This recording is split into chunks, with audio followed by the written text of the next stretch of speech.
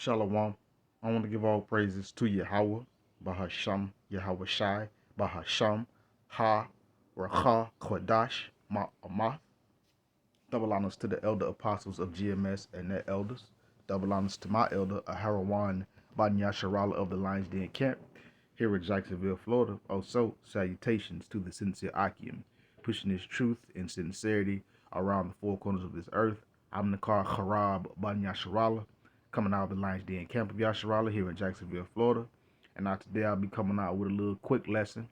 I won't be before you too long, but this is just like a little 20-second video that I'm gonna play, and it is talking about how the president of Kenya is telling his citizens, or the citizens of Kenya, to do away with the US dollar because it has no more purchasing power, and it is basically, it is good for nothing. It is just exactly what it is, just paper. It's fiat currency. It's fake. It's not real. It's de facto.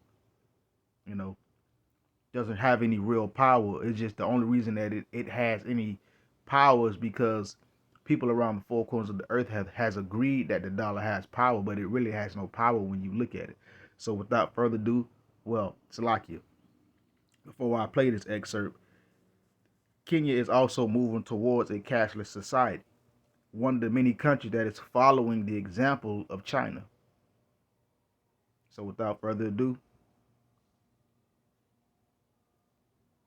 for the people who work numbers, I am giving you free advice that those of you who are holding dollars, you surely might go into losses. You better do what you must do, because this market is going to be different in a couple of weeks. now, what he said, if you got American dollars, he said basically get rid of them, because he said what? Because this new market, this new system that they're ushering in, basically is saying that the dollar will be of no use.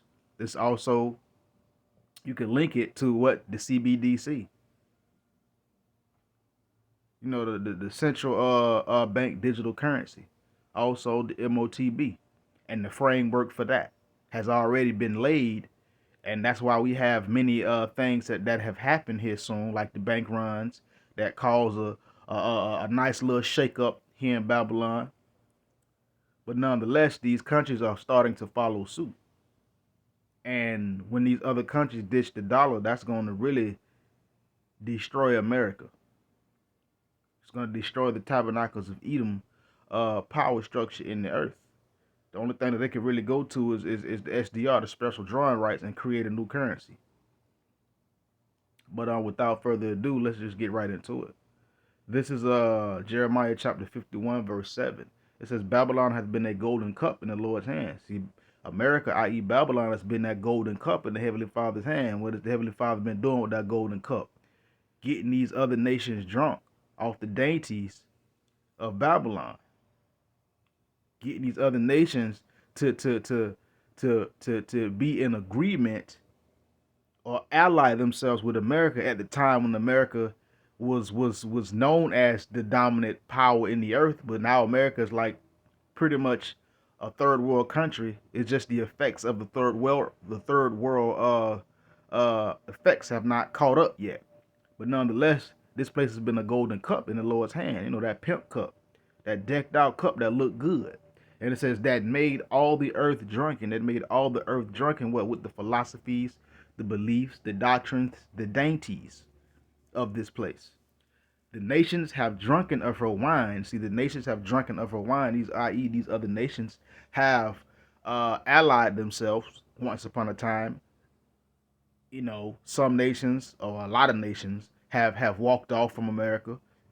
But you still have some that's, that are still allied with America. But nonetheless, that same cup that the Heavenly Father, proverbially had in his hand has made the earth drunken. And now these other nations have drunken of the wine of this place. That's why it says the other nations have drunken of her wine.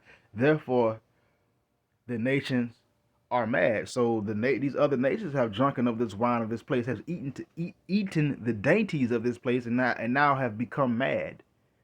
They became, we'll say, immersed to be included in this system, thinking that it will keep going on forever and ever.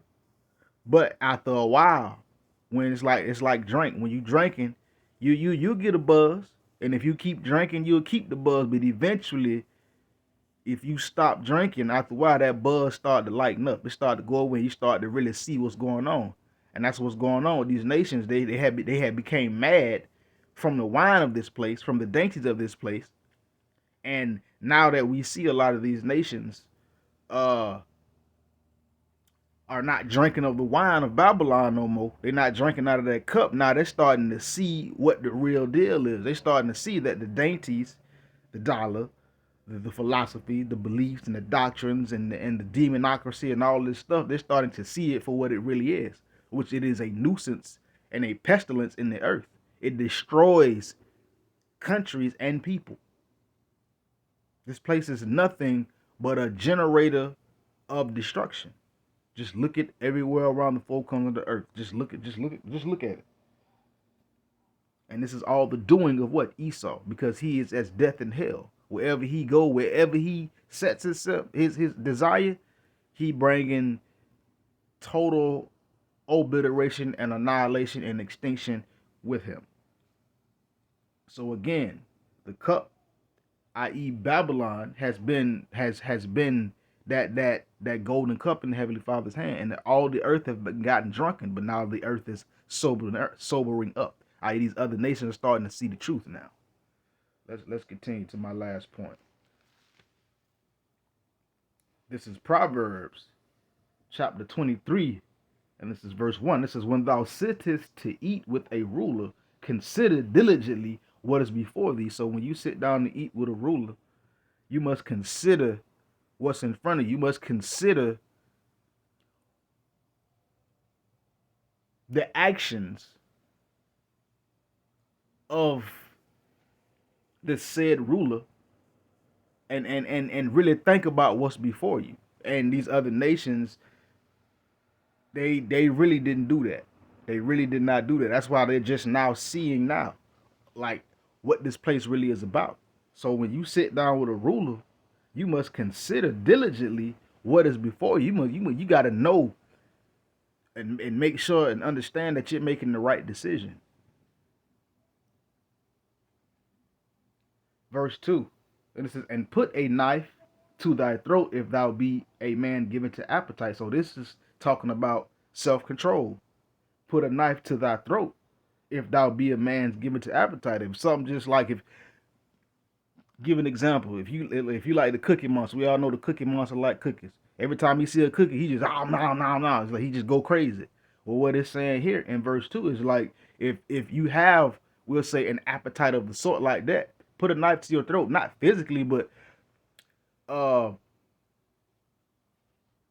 would say put a stopgap in front of yourself. Like, be more cautious of your actions. If you see it, resist it. Like, verse 3, it says, be not desirous of his dainties, for they are deceitful meat. So be not desirous of his dainties. And a lot of these other countries, they were desirous of the dainties of this place. Don't be desirous of the dainties, the gifts, the aid, and different things like that. Don't be desirous to be like something, because it says, be not desirous of his dainties, for they are deceitful meat. And that is what's going on right now. These other nations have seen that the dainties of this place is deceitful meat. They once desired it to be like Babylon, to have all the amenities and the bells and the whistles and all this hoopla. But now they have figured out that the dainties of Esau are deceitful. They starting to find out that the dollar is nothing but paper. They're starting to see that they should have never really been in cahoots in the first place. So again, just another little quick lesson, of these other nations ditching the dollar. How these other nations didn't really consider diligently, when they sat down with Esau. They didn't really think about the consequences and the repercussions. They didn't stop themselves from being taken with the dainties.